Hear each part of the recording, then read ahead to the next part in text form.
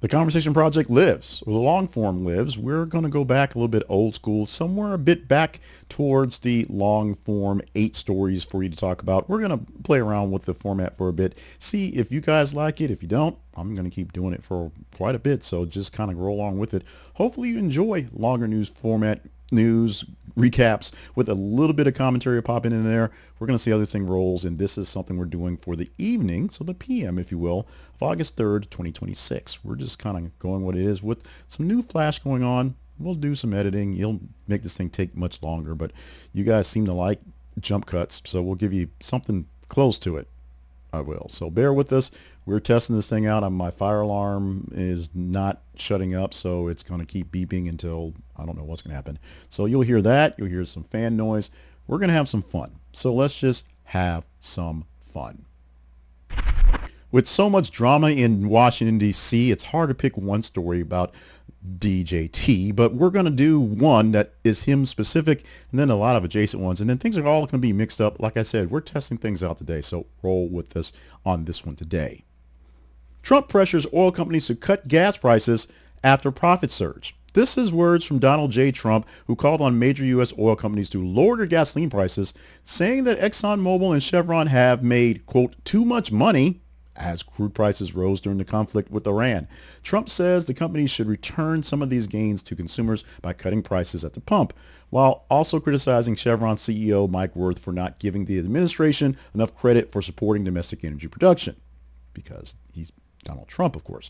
The comments came after Exxon and Chevron both reportedly raised some sharply questionable but sharply higher second quarter profits, helped by elevated oil prices and stronger refining margins. Average U.S. gasoline prices have climbed above $4 a gallon across the nation, among concerns about global energy supplies and the Strait of Hormuz, although oil prices fell sharply on Monday after Trump delayed additional strikes on Iran. Oil companies and industry groups are generally arguing about the retail fuel prices being driven largely by global crude markets and refining costs and taxes and supply conditions rather than individual companies settling pump prices, i.e., when things go up, they take a while to come down, and as prices went up quickly because of this war in Iran, it takes it a while for them to come down. And when you're making record prices, record money, and your oil company, sometimes you're not all that keen on letting them come back down.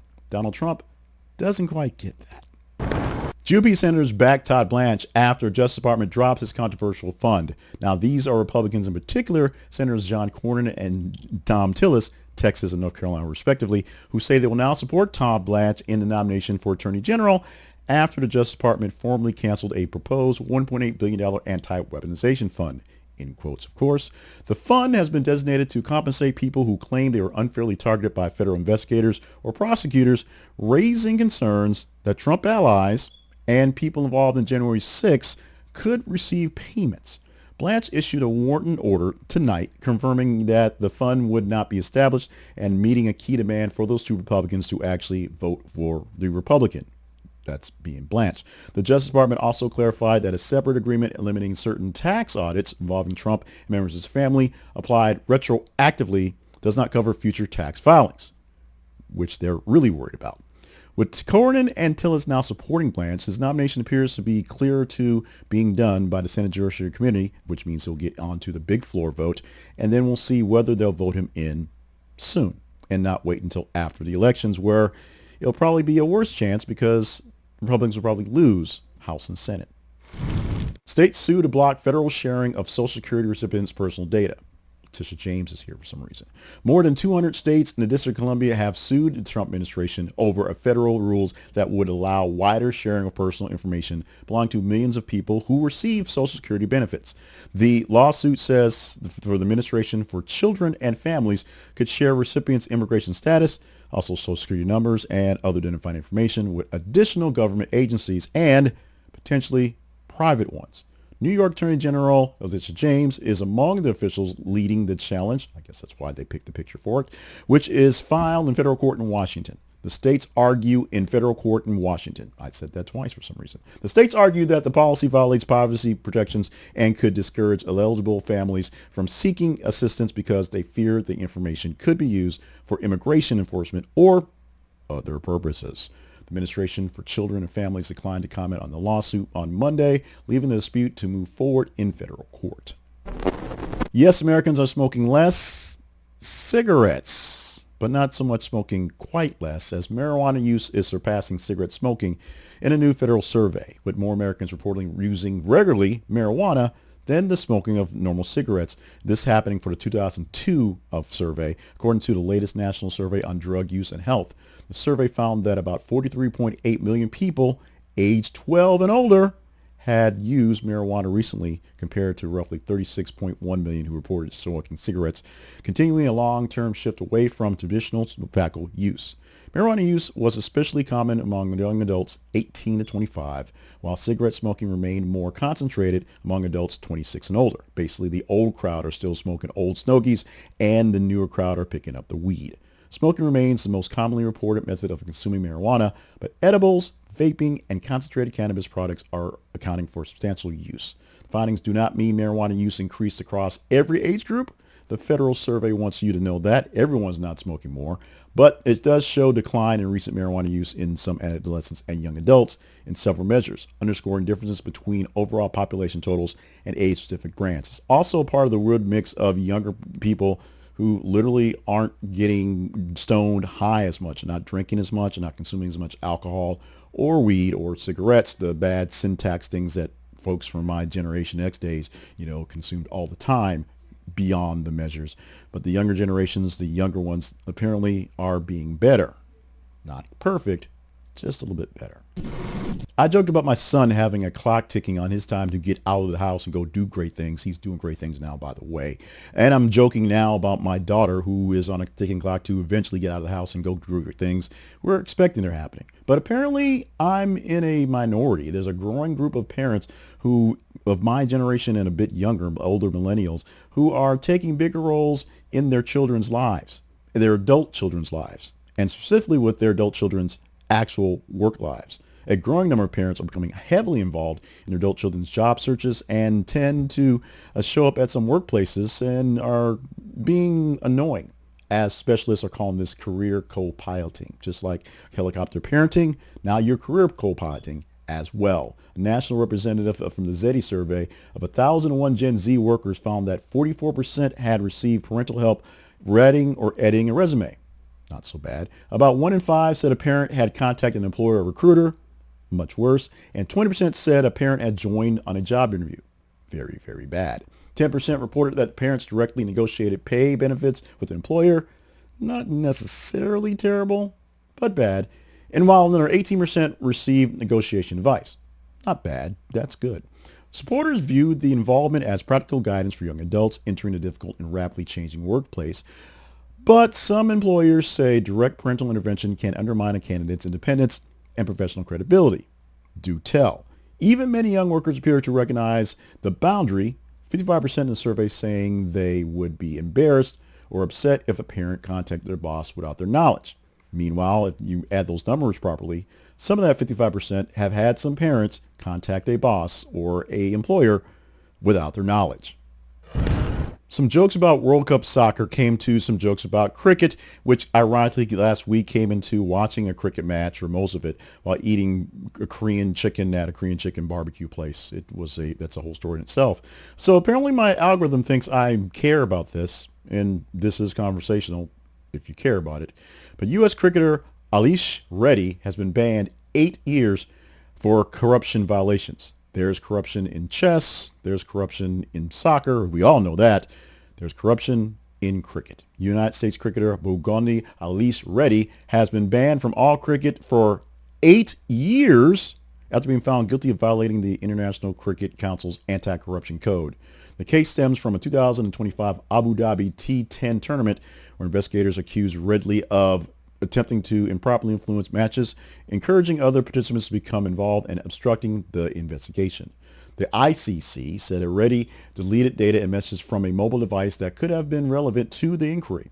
He was initially provisionally suspended in November 2025, and 8-year ban has been backdated to that date. So he doesn't have to serve, well, he's serving 8 years, but he got basically a year of probation already added to it. Reddy has appeared in 4 2020 International for the United States, and the sanction comes amid broader ICC scrutiny and corruption allegations involving players connected to U.S. cricket. So apparently we've got people shaving points in basketball. We've got people throwing games in football. We've got all sorts of weirdness in soccer because it's always been that way. Chess is all sort of insane. And yes, now they've invaded cricket. There is no such place as a safe haven for us bettors out there at all. The Odyssey started last week, and this weekend, Spider-Man continued the road of movies in the theaters, actually breaking records. However, this story is about a movie theater goer to try to break that Spider-Man record, breaking wind and basically breaking bad all over the place. A foul odor forces evacuation during a Spider-Man screening in Colombia. The screening of Spider-Man Brand New Day in Cartagena, Colombia, was disrupted after an overpowering foul odor prompted moviegoers to leave the theater. Reports from the Plaza Bocogrande cinema said that the smell through the auditorium was stifling through the film, with patrons covering their faces and eventually gathering outside the screening room. Initial reports blame repeated flatulence from an unidentified audience member, though it has not been confirmed whether the odor came from a medical or digestive problem, a deliberate behavior problem, or just a stink bomb prank that was out there to make the masses go crazy. The screening was not formally canceled, but the customers reportedly chose not to return to the auditorium until it was actually cleared. So, no injuries are reported.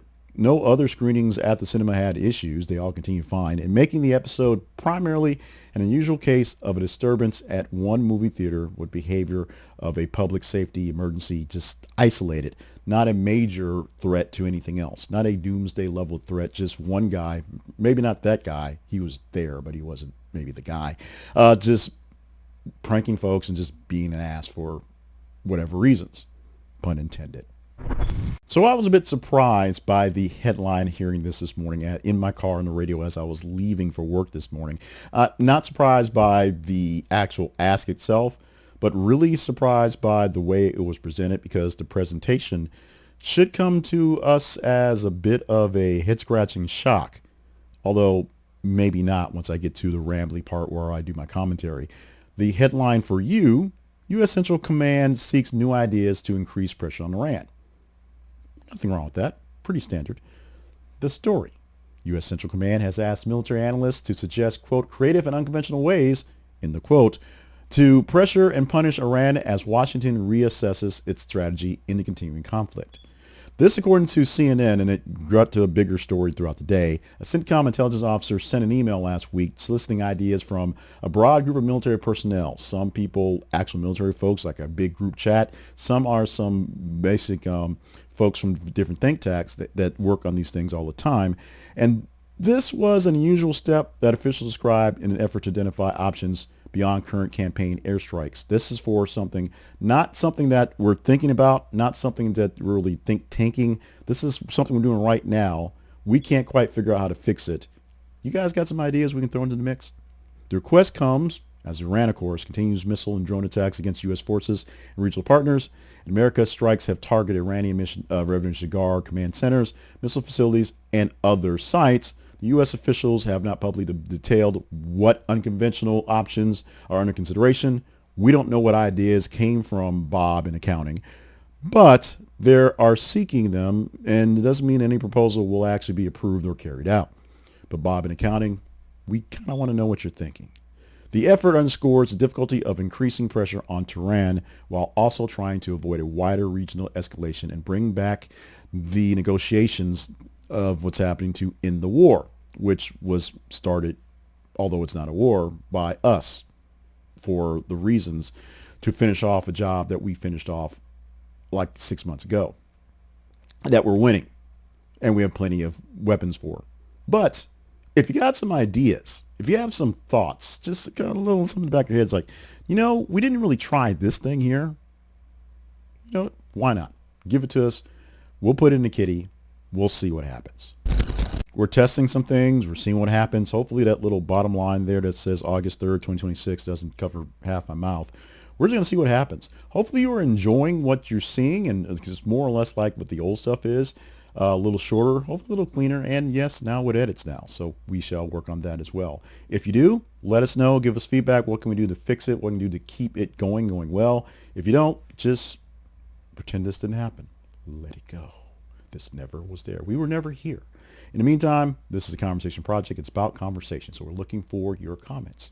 Comment away on any of these stories here or other new stories that you think we've missed either in the short version or this longer version. We'll see what happens and how we make this thing work. It's going to take a little bit of a labor. It is a labor of love that is a lot of labor to take care of. So take a little work to make sure this thing's work out to a better way. I think I've got a nice little flow going. We're going to see if we can improve it and get you guys in the conversation.